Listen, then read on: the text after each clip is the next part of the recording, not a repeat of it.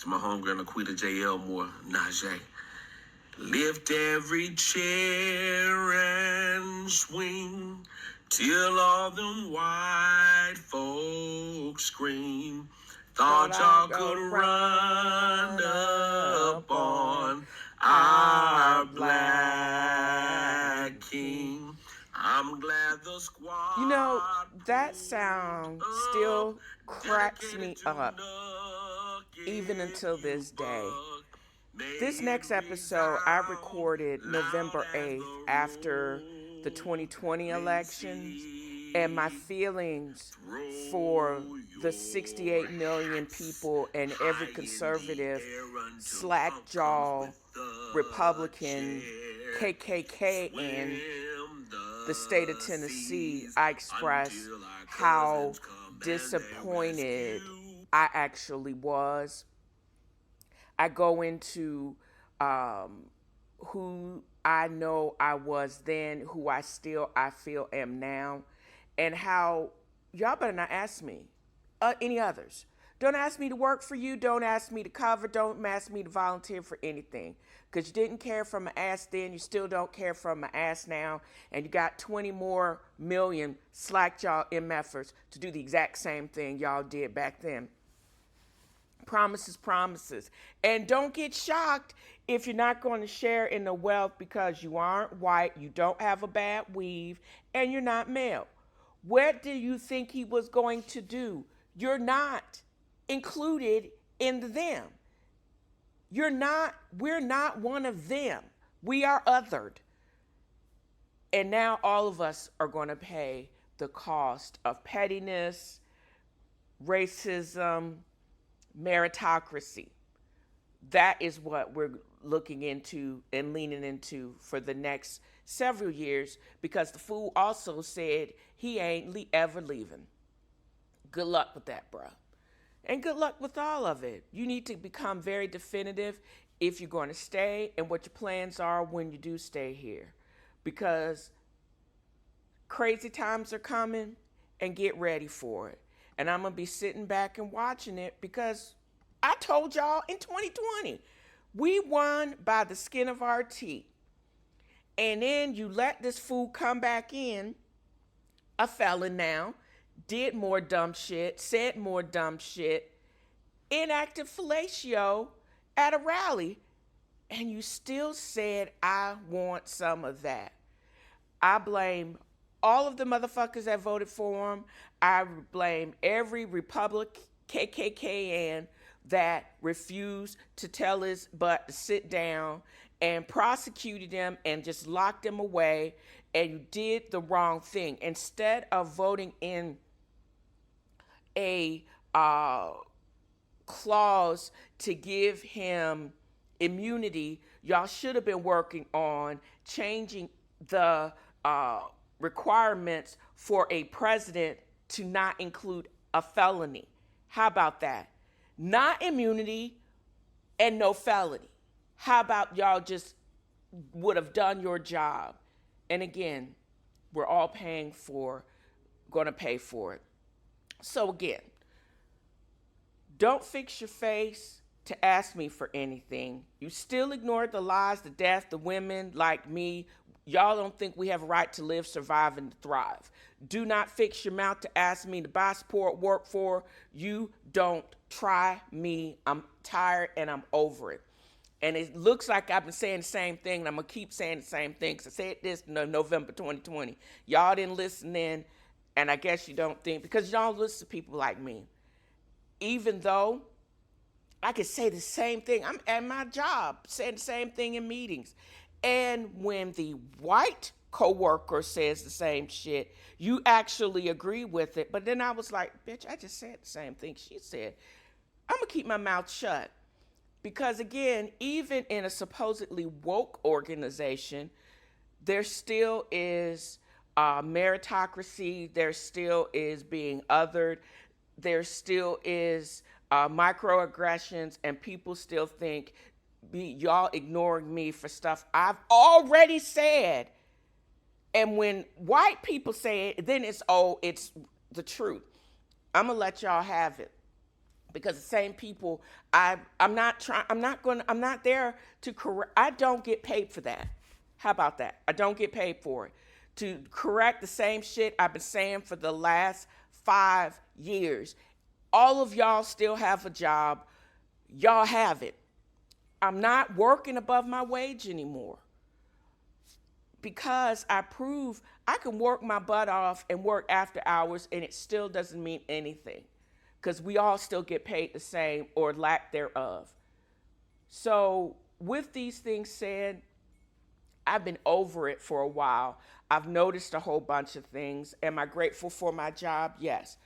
But I don't feel the need to go above and beyond because it really, in a grand scheme of things, it really doesn't matter. And I still need to have strength to make my next move. So I'm not giving up, but I am fed up. And y'all have been warned. I've been saying it for 4 years. Y'all have been warned. Me, let this be a lesson to y'all. Remember the Montgomery brawl, where white folks fucked around and they found out. Welcome to this episode of Tennessee Fro is Reading. I'm my host, Felicia Baxter. And I didn't want, and I'm so sorry if you mistook or anyone that is bothering to listen to me, mistook my title of this show or how I posted on social media. I am happy that the process of electing the president of the United States is being taken so seriously and so many people are watching it. But I'm utterly heartbroken about what's going on. And someone contacted me on Facebook and they were like, you were in such a rush to move to Tennessee. What did you expect? This person, I didn't expect this person to be, to portray empathy or to be supportive, because I don't think that this person sees that as their role. But it just seems like they take every opportunity to take a dig and to be really just contrary. So out of respect to them, I'm not going to say who they are, but they should not be surprised if I treat you just like everybody else, that I don't really need to listen to. And if you're going to continue to bring negativity into my sphere, don't fuck with me is the first thing I'm going to need to tell you, because I'm not that bitch. I'm so over it right now. I'm short on empathy, my damn self, and I'm very short on patience. So don't be surprised if you are blocked. Don't be surprised if I hide all of your little responses, because I can't have any more of that. I can't take in but so much because I'm going to snap. What I have learned that when you make decisions, there are repercussions to the decisions, and I get that. But don't pile on and say, what did you think? You're no better than anybody else, when they basically say, why would you move to somewhere where they don't really want you to be? And that's where I am this morning. I'm tired of these highly conservative Republicans that are willing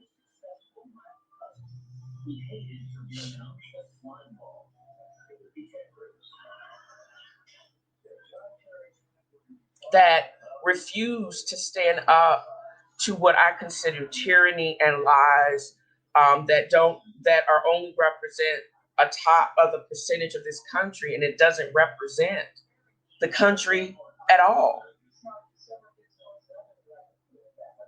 Who am I? I'm a 49-year-old African-American professional woman. I bleed cowboys.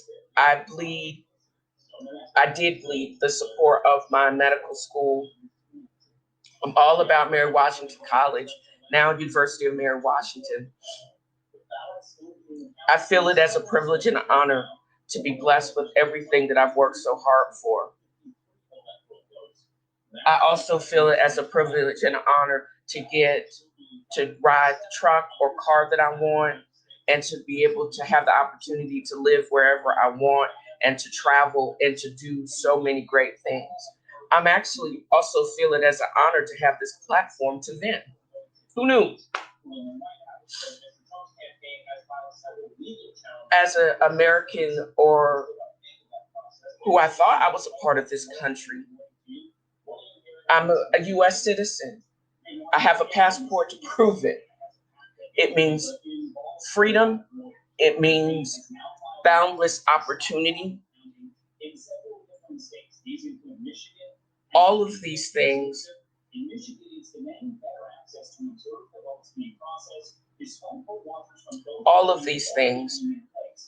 is what I consider to be the quintessential American citizen.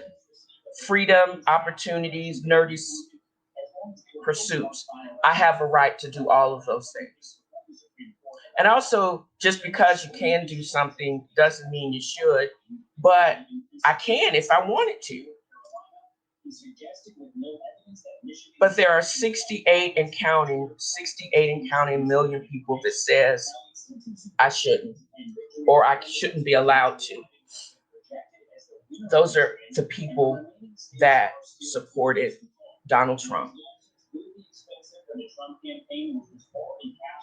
From a lot of what that number means to me is from a lot of standpoint, and I see all of this going back and forth on the news about I'm going to sue, it's not fair, they should stop counting, but I need you to count all of the votes because I want you to stop counting where I'm actually kind of winning, because I know if you continue to count the rest of those votes in unfavorably, it's going to make me lose. So I'm going to try to manipulate the laws, which as a sociopath I don't follow, but I'm going to use the law to manipulate the law because I want what I want. That doesn't make any sense to me. And why are you trying to hold someone that is a sociopath that doesn't follow the rules within the rules? That doesn't make any sense. That's why he has to go.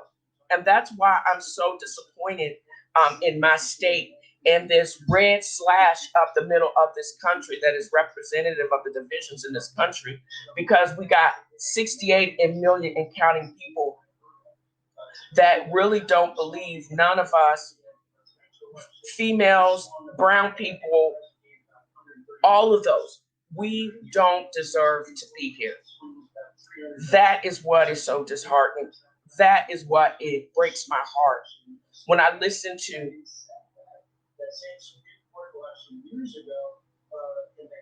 Ray Charles's America the Beautiful, because I thought I lived in one of the most beautiful countries in the world, in one of the most beautiful states in the union.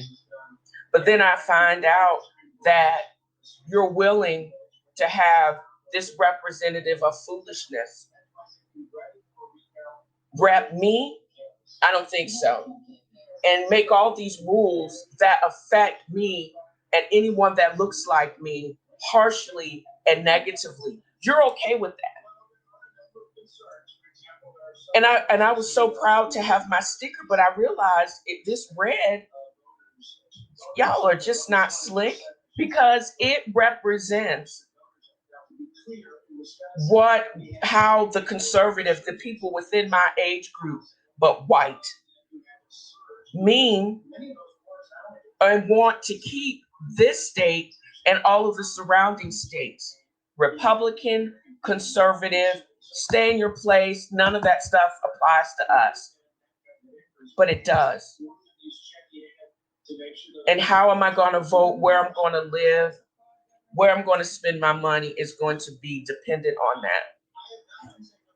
You had someone that was willing to buy local because it was made in Tennessee. It was quintessentially American. But why am I going to support something like that when it represents nothing that doesn't really represent me? And that's where you can't, if you can't get your mind around that, then you're right. Why are you here? Well, I'm going to stay. And this is the reason, one of the reasons why I'm going to stay is because I'm an obnoxious heifer. I'm really vindictive. And if I can find a way to beat you at your own game and get the fuck what I want, I'm be able to do that. So this is a warning to local artisans that voted for that fool, for any agents that supports the rhetoric and voted for that fool, because it wasn't just my age group that actually supported. You had to have a 90% in surrounding all age groups, socioeconomic classes had to support that. So this is what you got. I know I'm not going to waste my talent from a medical standpoint on anybody in this goddamn state. Y'all can suck it. No, I'm not going to risk my life for anybody in this state and any other red state. Don't call me. I'm not available.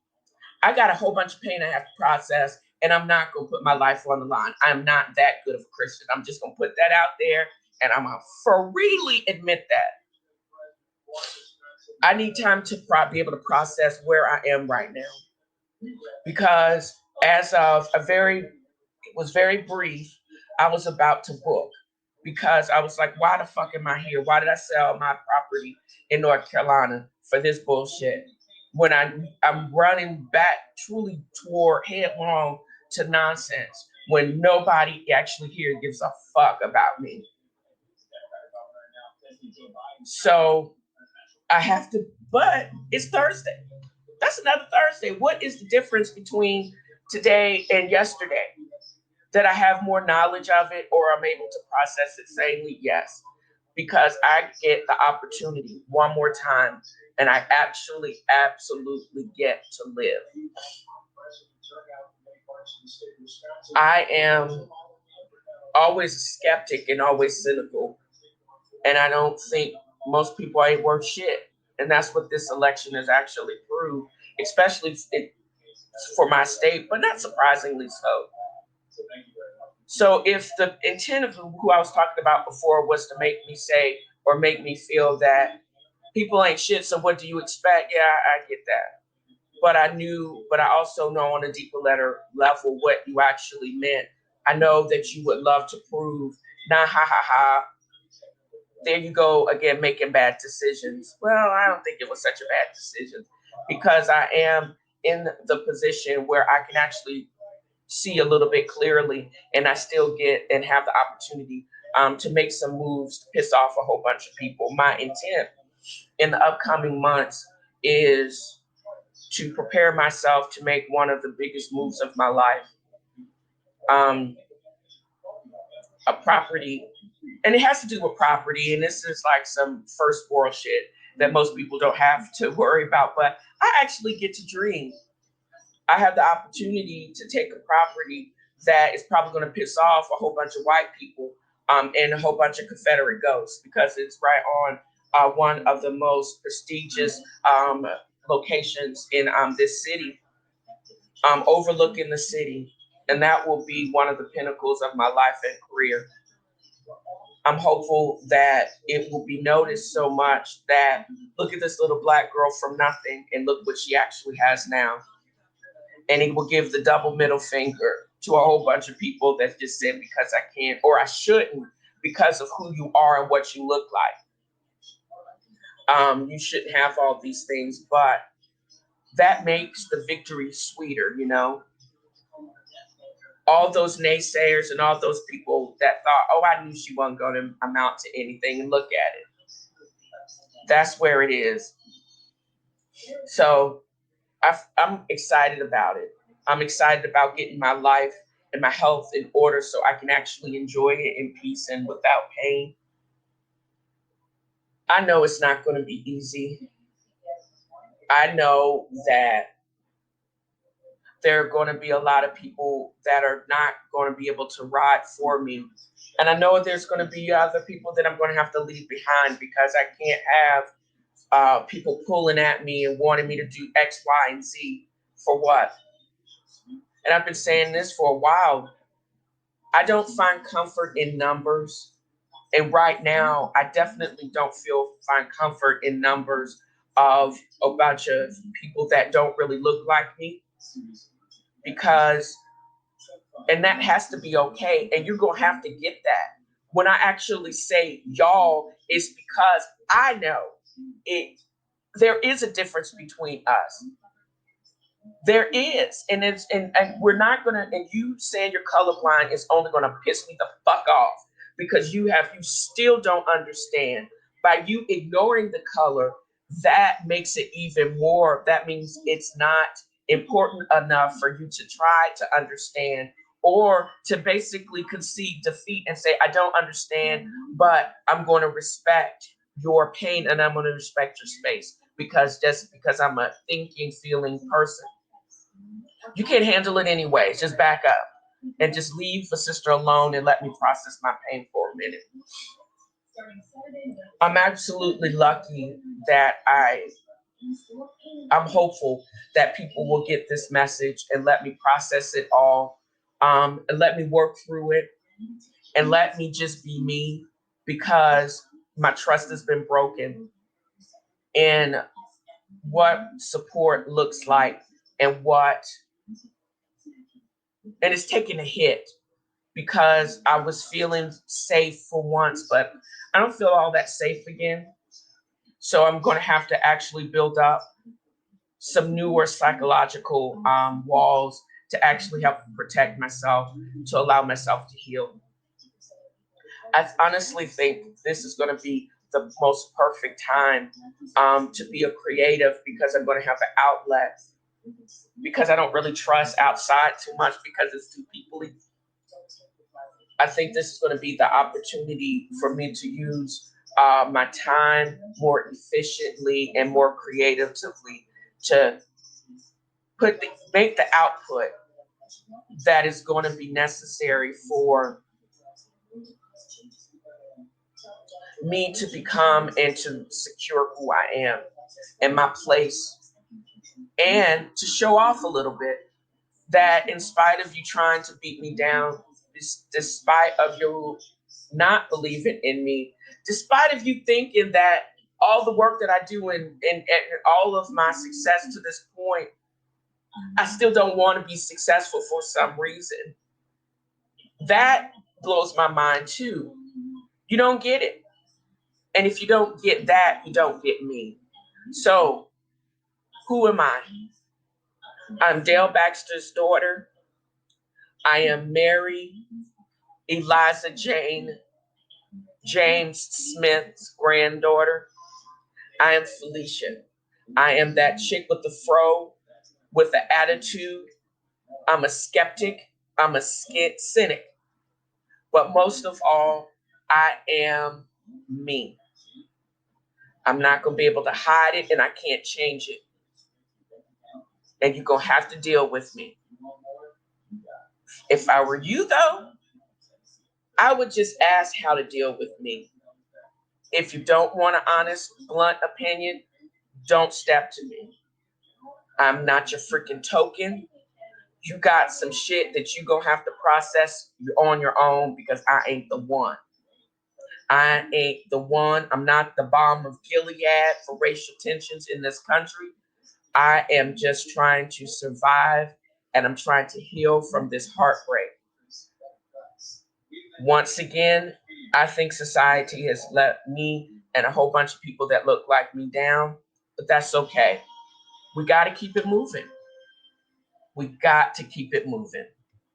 And that's where I'm going to actually end this live episode of Tennessee Fro, or live from, I'm actually going to have to change that. I'm actually just going to have to make it the Talking Fro because I'm a little mad at Tennessee right now. But I'm absolutely honored if you listen to this episode and you join me as I journey back to normalcy. And how is that going to look? And thank you.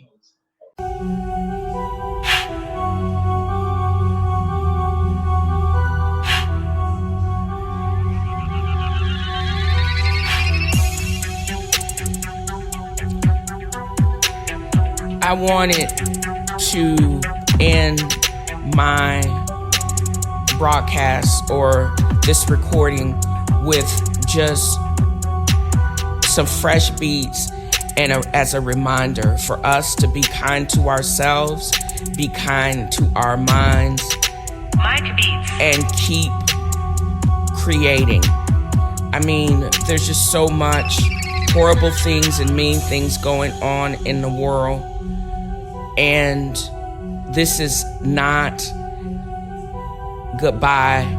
This is just until we meet again or until I record and drop another episode. I hope you enjoyed this episode as much as I've enjoyed creating it. Check me out on social media. Tenfro is reading on Instagram, TV Food Wine Girl on Twitter, and Tenfro is reading the book club. I hope to get into a better state of mind as we recover as a nation from just the tragic happenstance of the last several weeks. And again, I admonish you to be kind to yourself and be kind to others. Be the action that you want to be. If you want kindness, give kindness, exude kindness, and just love yourself and love others. And again, thank you for listening. Mike Beats.